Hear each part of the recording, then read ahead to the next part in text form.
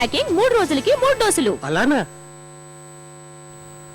దేశ సరిహద్దుల వద్ద చైనా కవ్వింపు చర్యలకు పాల్పడుతూనే ఉంది. భారత భూభాగంలోకి ఆ దేశ సైనిక దళాల చొరబాట్ల పరంపర కొనసాగుతోంది. సరిహద్దుల్లో భారత సైనికుల పహారాను అడ్డుకుంటున్న చైనా సైనికులు భారత భూభాగంలో తమ దేశ జెండా ఎగరేసి కయ్యానికి కాలుదువ్వుతున్నారు. ఇప్పటికే అనేక సార్లు భారత భూభాగంలోకి ప్రవేశించిన చైనా సైనిక దళాలు తాజాగా సరిహద్దుల్లో మరోసారి యుద్ధ వాతావరణాన్ని సృష్టిస్తున్నాయి.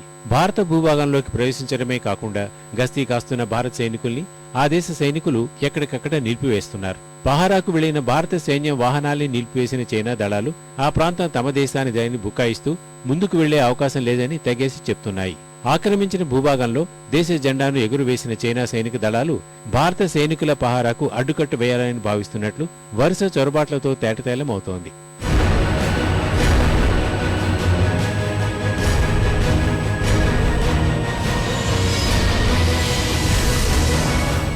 ఈ ఏడాది ఏప్రిల్లో ఉత్తర లడఖ్లోని దౌలతాబాద్ ఓల్డీ ప్రాంతాల్లోకి ప్రవేశించి గుడారాలు వేసుకున్న చైనా బలగాలు ఇరు దేశాల మధ్య జరిగిన చర్చల అనంతరం కాస్త వెనక్కి తగ్గాయి. 2 రోజుల క్రితం ఆఫ్ఘనిస్తాన్లో భారత్ దౌత్య కార్యాలయంపై ముష్కరుల దాడి అనంతరం సరిహద్దుల వద్ద చైనా దూకుడు ప్రదర్శిస్తోంది.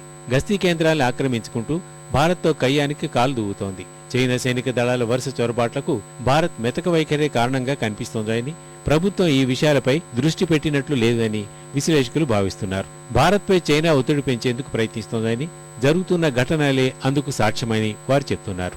చైనా కవ్వింపు చర్యలకు పాల్పడుతున్నందున వెంటనే భారత ప్రభుత్వం చర్యలకు ఉపక్రమించాలని దౌత్యాధికారులు అభిప్రాయపడుతున్నారు.